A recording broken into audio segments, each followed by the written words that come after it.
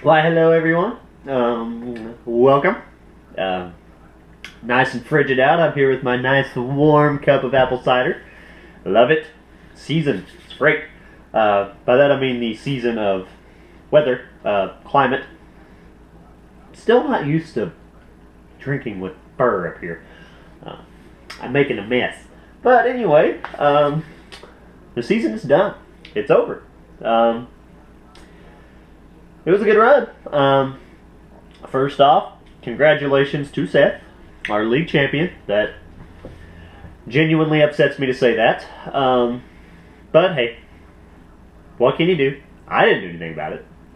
Of course, I can say, I beat the league champion. He didn't beat me. JK. Congratulations, Seth, our 2013 champion. Congratulations also to Estes. Estes, you avoided the chop.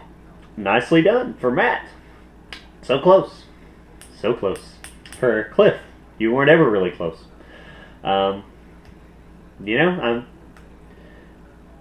definitely, basically the point of this here video, shed some light back on the season. Go over some high points for people, low points, just a little bit of everything. So, without further ado, I've got my mushy stuff out of the way. Congrats and all that good stuff. Let's jump right into what I've got for you fellas. So, end of the year smorgasbord of statistics. Yes. Most points in a game. Estes got it. 159. Nicely done, Estes. Seth, surprisingly, this is, not knowing at the time, had 155 back a few weeks. Seth, until Estes did that, you would have owned the league record for most points in a week. But, Estes brought it and said, on that. So, Estes, congratulations. You now have the league record at this point for most points in a game. Most points in a season. We're stepping it up a hair. Matt, you took home that honor. Had 1,333 points. This is regular season. In the regular season. Nicely done. Of course, that is also a league record. It's the first week, or the first year that we expanded. And we also expanded our schedule. So there's a few more games in there. So, not taking anything away from Matt. But as of now, you are the king of the crown on that one.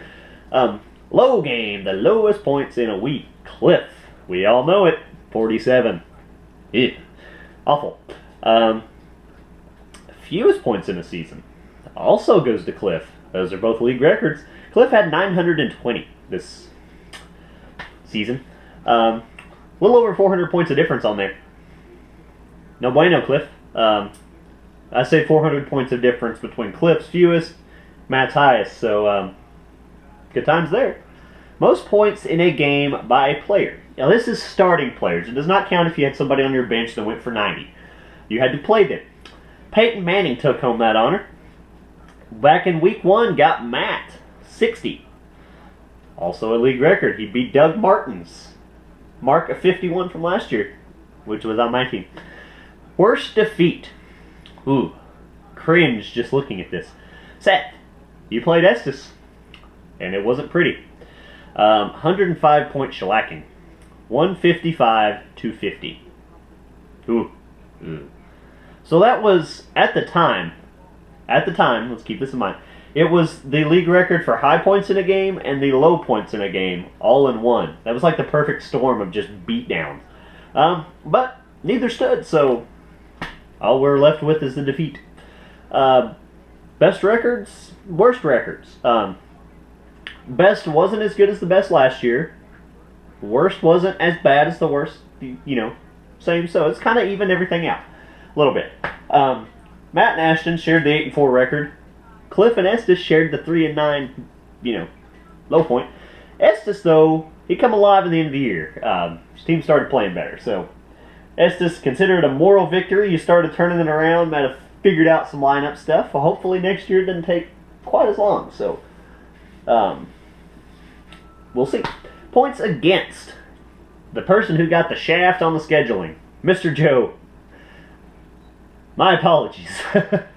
You had 1,252 points scored against you this year. That was almost like having the high man, which was Matt, play you every week.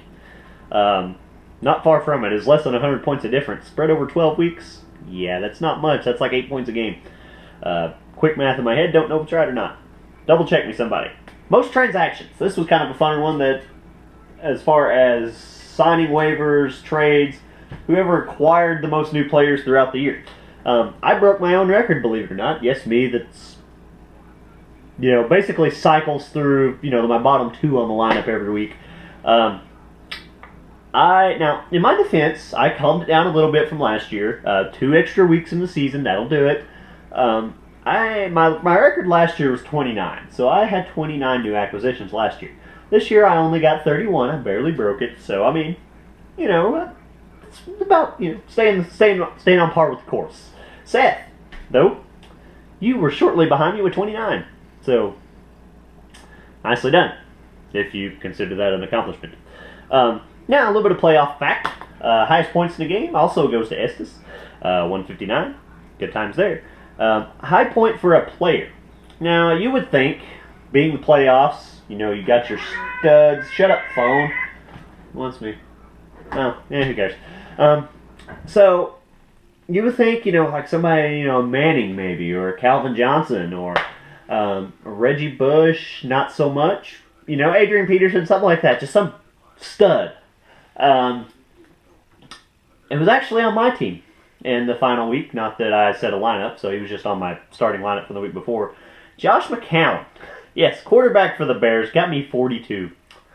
Nicely done there. That's a record over last year. Not a very impressive one, though. Worst defeat in the playoffs. The chop itself wasn't even close. Estes got Cliff by 39 points. That is a league record. Seth beat me out of the first round of the playoffs last year by 32. Estes now suffered the worst loss in the regular season and the best, if you call it the best victory in the postseason. So, Estes, you had a roller coaster of a season. So, way to turn it around. That is all I've got as far as statistics. I just want to go back, kind of my thoughts on the season. I just want to go back to draft night real quick and just give all you guys a big F you. The root of evils on my team was unstable quarterback play as compared to a lot of teams. Going back, I was sitting there and I remember first round, like 3 quarterbacks went. Second round, I believe another 3 went. So it was me and Seth without them. And I was like, okay, I'll hang around. Everybody's got their quarterbacks. Not a big deal. Well, around round 5 or 6, backup quarterbacks started flying off the board. And who was I left with? It was either Colin Kaepernick or Robert Griffin. And damn, did I not. They just sucked. Shut up, phone. But anyway, that was just kind of, I believe, the root of my, my sucking this year, my inconsistent play. But oh well. Hey, you live and you learn. Fantasy football is not a game for the timid. You snooze, you lose, I guess. The lesson has been learned. So, until next year, we may have some exciting, I may get bored and do some kind of leak video or something between them. But, hey, gotta have the gathering barbecue for the league. I know it's Christmas. Everybody's gonna be out and about for a while. May try and coordinate it with Super Bowl or something. Just the thought, throwing it out there. Mingle it, think about it, plan on it. I'll get in touch with you fellas. Till then, peace. Enjoy some cider if you've got it. Everyone else, frolic along. Later.